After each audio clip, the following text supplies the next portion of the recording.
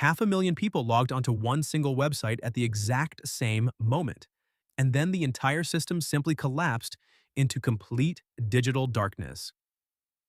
On April 22nd, 2026, Roland Garros witnessed a massive financial earthquake that absolutely nobody saw coming. VIP seats for a simple opening round match skyrocketed to a ridiculous $2,000. That is a massive price tag you usually only ever see for a heavily anticipated Grand Slam final between legendary rivals. Frustrated fans immediately took to social media and compared the pure digital chaos to the infamous Taylor Swift era's tour ticket disaster. But this was not a massive pop concert in a football stadium. This was clay court tennis. And the player causing this massive digital explosion is not a defending Grand Slam champion. She is a 20-year-old ranked 38 in the world. Her name is Eala, and she managed to completely break the internet before she even hit a single ball in Paris. To put this into perspective, you have to look at how normal tennis tournaments operate. Usually fans wait for the official draw to drop before they even think about buying a ticket. They want to know exactly who is playing on what court before spending their money. But the demand for Eala did not wait for a court assignment. It did not wait for a match schedule. It arrived weeks before the tournament even began, and it completely destroyed a ticketing infrastructure built for a different era.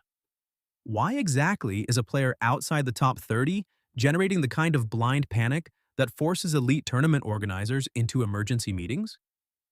How does a young woman from the Philippines command a massive market value that makes the official ticketing structure completely irrelevant in a matter of seconds?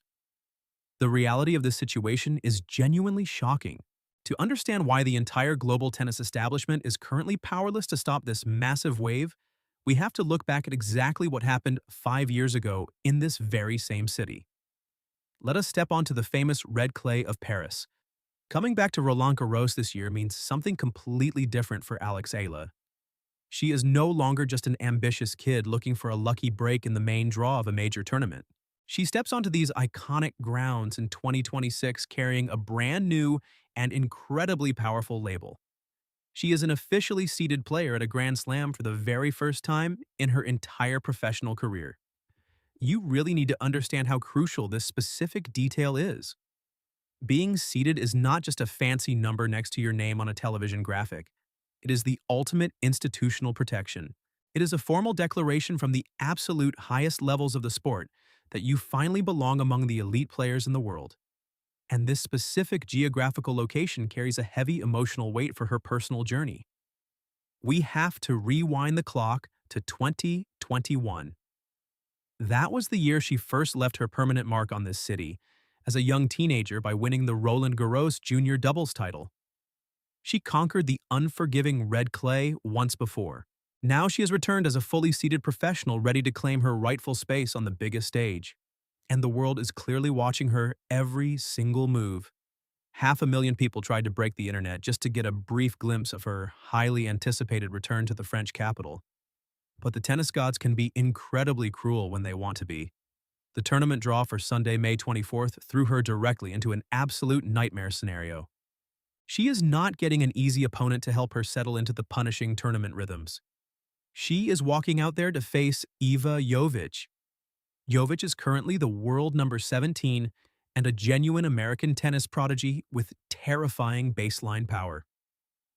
Just a few short months ago in January, Jovic absolutely tore through the Australian Open draw to reach the prestigious quarterfinals. She became the youngest American player to achieve that massive milestone since the legendary Venus Williams did it all the way back in 1998. Think about the sheer tension building up on this single court. You have a 17-year-old American powerhouse colliding directly with a 20-year-old cultural icon from the Philippines right out of the gate. This is absolutely not a routine walkover match where the crowd politely claps. This is a brutal heavyweight fight that carries the suffocating and intense energy of a quarterfinal clash. The smart ticket brokers figured out the explosive commercial nature of this matchup way before the official draw was even released to the general public. They knew the global demand would be completely unmanageable for a standard ticketing system. When a simple opening match holds this much raw commercial power, it forces the secondary market into an absolute frenzy. The chaotic ticket prices we are seeing right now just ripped the lid off a massive truth that the tennis establishment has been desperately trying to hide from the public. If you want to know exactly what the WTA is so terrified of and want to follow every single twist of this Paris drama, you need to join our community right now by subscribing so you do not miss the hidden truth we are about to uncover. Because the reality of this digital ticket disaster is much bigger than a single website crashing under pressure. And the unbelievable secret behind these insane numbers involves a massive shift in power that nobody saw coming. Let us look at how the old world of tennis operates. The historic system managing these massive tournaments was simply never built to withstand the sheer force of what Eala represents today. Roland Garros has always relied on a traditional lottery structure for ticketing. By design, this system is actually incredibly brutal. It routinely turns away 90 to 95% of regular fans who register to buy seats. For decades, that incredibly high failure rate was perfectly fine. It was completely tolerable when fan demand arrived in predictable waves tied to official seedings and scheduled matchups. You usually log on hoping to catch a glimpse of an established superstar like Iga Swiatek or Carlos Alcaraz. But the demand for Eala completely ignores those traditional rules. It does not wait for the official tournament draw. It does not care about court assignments or television schedules. The frenzy hit the servers on April 22nd, which was weeks before the tournament even started. 500,000 people hitting refresh at the exact same moment. That is a documented and completely verified number, confirmed by the official Instagram account of Roland Garros itself. The sudden surge crashed the entire system before a single seeded player was placed on the bracket. Roland Garros panicked. They tried throwing emergency measures at the massive problem. They implemented a strict 30-minute browsing limit. They threw up a frantic 15-minute cart countdown clock. Thousands of desperate fans were expelled from the digital queue before they could even complete a simple purchase. These are not just minor technical glitches.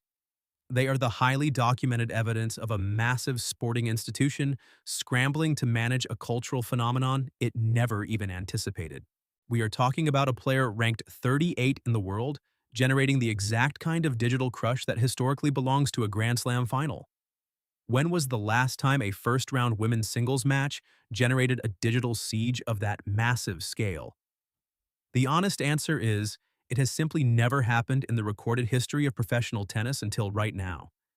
And when the official channels failed, the secondary ticket market responded with absolute ruthless efficiency. The people profiting from this massive gap are not the organizers at Roland Garros. They are the sharp brokers who recognized her immense commercial gravity way before the institution did. VIP box seats for the Philippe Chatrier Stadium sessions are reportedly listing from $1,500 and rapidly climbing past $2,000 for the specific blocks where Eala is scheduled to appear. These specific price tags on the secondary market have historically belonged exclusively to the deep runs in the second week of a major tournament. They do not belong in the opening rounds. But the massive numbers are only half of the story here. If you think this is just a temporary wave of social media hype from incredibly loyal Filipino fans, you need to look at what the actual elite players on the tour are doing. Let us shift our focus away from the chaotic ticket sales and look at the peer validation. This is where the story stops being a simple financial argument and becomes something completely impossible to dismiss. We need to talk about Amanda Anisimova. She is the number 6 seed at this exact Roland Garros tournament. She is a cemented top 10 player in the world, with enough brutal match preparation demands to fill every single available hour of her day. During a massive tournament in Dubai earlier this year, Anisimova did something top-tier players almost never do. She willingly chose to sit in the crowded stands and watch an early round match. She was not scouting a future opponent. She was not scheduled to play the winner. She stayed in the stands specifically to watch Eala. When asked about it, Anisimova was incredibly direct. She plainly stated she stuck around because the atmosphere was simply that great. She completely unprompted called Eala such a good representation of her country and noted how incredibly well the young player carries herself on the big stage. Nobody asked Anisimova to evaluate the national significance of a 20-year-old from Quezon City. She volunteered that heavy praise all on her own. When a current top 10 player voluntarily becomes a paying audience member at your match, and then freely offers a glowing character assessment, nobody even asked for your cultural footprint, has permanently crossed a massive threshold. Your gravity has transcended whatever number is currently sitting next to your name on the official rankings. The undeniable respect from the locker room is a huge piece of the puzzle. But the ultimate validation for Alex Eala came from a place so legendary it changes the entire dynamic of this Paris run. When the absolute greatest player in the history of clay court tennis makes a deliberate choice, the entire sporting world stops and pays attention. We have to rewind to November 2024. Rafael Nadal officially retired from professional tennis. He walked away with a staggering 14 Roland Garros titles. He holds the single most decorated clay court career in the entire history of the sport. His emotional retirement was not just the end of a brilliant chapter, it was the definitive end of an entire era of absolute dominance on the dirt. But a few months later, something incredible happened in Mallorca. Nadal decided to return to a tennis court for his very first competitive practice session since walking away from the grueling tour. This was his initial reintroduction to the punishing physical sport he completely defined for 2 straight decades. He stepped onto the pristine courts at his own high-performance academy in Manacor. He could have invited literally any player on the planet to join him for this historic moment. He could have called up a current top 10 male superstar. He could have summoned a fellow Grand Slam champion to test his heavy ground strokes.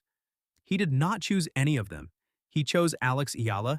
He specifically selected the 20-year-old from the Philippines who had been quietly grinding away at his academy. Eala later described the completely surreal experience to the national newspaper. She admitted it was her very first time ever hitting with him, and she was incredibly nervous. She was completely honest about the brutal physical demands of the session. She noted he had been off the court for a whole year while she was actively training strong, but she still felt entirely outclassed by his terrifying baseline power. She was pushed to her absolute physical limits, trying to return massive balls struck at just 70% of his maximum capacity. But she expressed feeling deeply lucky and incredibly blessed just to absorb all that historic knowledge from a living, breathing legend of the game. Think about the immense weight of that single, deliberate decision. 14 Roland Garros titles, and he makes exactly one choice for his very first practice partner back from retirement. Rafael Nadal does not do empty promotional campaigns. He does not go on podcasts to casually hype up young players for the sake of good public relations. The King of Clay communicates exclusively through his direct actions, and his silent actions in Mallorca told the entire tennis world exactly what they needed to know about Alex Eala. This is the exact moment you have to ask yourself what you would do in her shoes. Imagine standing across the net from the greatest clay court player who ever lived, feeling the heavy spin of his legendary forehand kicking up toward your throat. It completely shatters the normal reality of a 20-year-old player. I am incredibly curious to know how you guys view this massive endorsement from Nadal. Do you think him choosing Eala for his comeback practice is the ultimate proof that she is destined for Grand Slam glory, or is it just a lucky perk of training at his academy? Drop your thoughts down in the comments right now because this specific moment in Mallorca completely changes how we have to look at her massive ticket prices. By actively selecting her, Nadal essentially gave her the ultimate clay court blessing right before she entered his personal cathedral in Paris. Now she arrives at Roland Garros, stepping onto the exact same crushed red brick that literally bears the permanent imprint of his historic career. She is walking out there as an officially seeded player, while the ruthless secondary market is confidently pricing her early round sessions at 4 figures. The King of Clay did not come back from a peaceful retirement to share a practice court with just anyone. He saw something completely real in her game and her fighting spirit. He saw the exact kind of fierce competitive fire that the massive crowds in the Middle East and the desperate fans crashing the ticketing servers are currently reacting to. The tennis establishment in Paris is staring directly at a cultural explosion that was officially sanctioned by their greatest champion. What is happening in the French capital right now is not just a fun little local story about a rising star from Southeast Asia. It is the visible leading edge of a massive structural shift in the global sports landscape. The WTA has not yet formally addressed this massive disruption, But the professional tennis world cannot afford to ignore the loud alarms ringing in their ears for much longer. The ultimate proof of this massive shift is not just hiding in the ticket data or in the quiet practice sessions in Spain. The real evidence is aggressively stacking up across the globe, and it exposes a brutal reality check that happened just 3 days before she arrived in Paris. Those crazy scenes happening in Paris are absolutely not a random or temporary phenomenon. They are the direct result of a massive underground wave that has been quietly building up force across the globe for 11 straight months. If you look closely at the data, the exact same pattern repeats itself across completely different time zones and continents. Look at the packed crowds in Auckland. Look at Court 6 at the Australian Open, where the overflow of desperate fans was so severe, it forced major publications to demand a complete rule change for court assignments. The massive crowds followed her to Abu Dhabi and Doha and Dubai. The massive surge in viewership hit Indian Wells, where a single news segment covering this incredible fan effect generated tens of thousands of views. We are witnessing a monumental shift in sports geopolitics. This is not just about selling tickets in Paris. This is about capturing the undivided attention of a massive emerging economic powerhouse. For decades, the commercial architecture of professional tennis was built almost exclusively around fans in Europe and North America. The lucrative broadcasting rights and the major international sponsorships completely ignored the East. But Eala is single-handedly ripping up that old financial blueprint. She, alongside rising talents like Janice Tijen of Indonesia, is dragging the entire focus of the tennis world toward a region of 700 million people. This is a massive market that possesses incredible purchasing power and an absolute obsession with supporting their homegrown heroes on the global stage. The massive corporate sponsors are currently scrambling to completely rewrite their entire marketing strategies because they finally realize the old European-centric model is officially dead.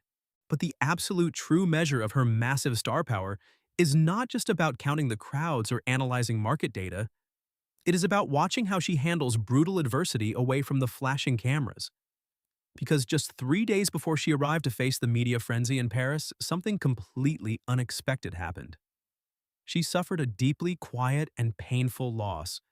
She was playing a minor clay court warm-up tournament in Strasbourg. She went up against a Ukrainian qualifier named Alexandra Oleynikova. It was a grinding 3-set battle and Eala lost. This is the exact type of harsh reality check that never makes the viral highlight reels or the trending pages on social media. Just a week prior in Rome, she had brilliantly defeated an Olympic silver medalist named Wang Xinyu before falling to former French Open champion Elena Rybakina. But a sudden loss in Strasbourg to an unseeded qualifier right before the biggest clay event of the year could have completely derailed a fragile young player. Instead of making empty excuses, she delivered a masterclass in pure professional accountability. During an interview, she firmly stated she was finding her footing and confidently declared she was a much better player physically and mentally than she was last year. She refused to hide behind her sudden massive fame, and she proved it the very next morning.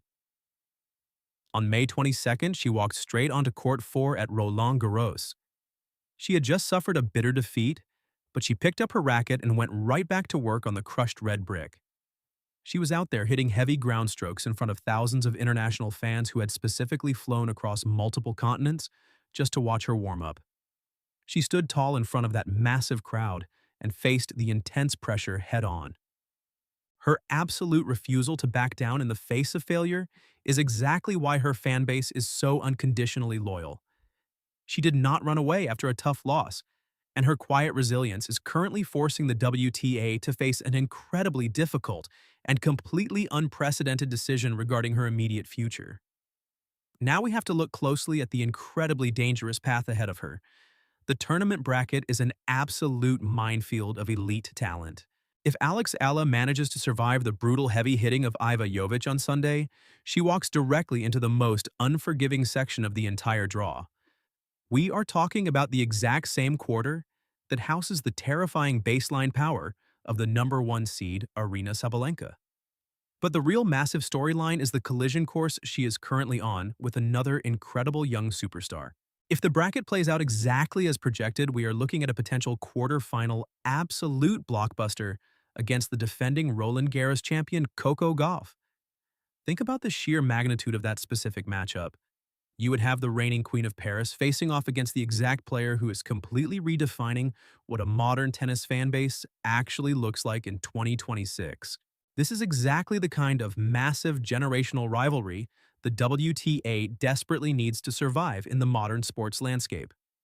Gauff represents the absolute pinnacle of the traditional American tennis machine. She is the perfectly polished and highly decorated prodigy who conquered Paris last year. Eala represents the massive, uncontainable force of a global audience that the traditional tennis establishment can no longer control or predict. A match between them is not just about advancing to the semifinals, it is a massive proxy war for the future commercial direction of the entire sport. From a pure commercial standpoint, that potential match would easily be the most explosive and heavily viewed women quarterfinal match Roland Garros has hosted in years. The tactical clash alone is completely fascinating. You have the elite American athleticism and suffocating court coverage of Gauff matched up against the brilliant, heavy left-handed spin and massive cultural momentum of Eala.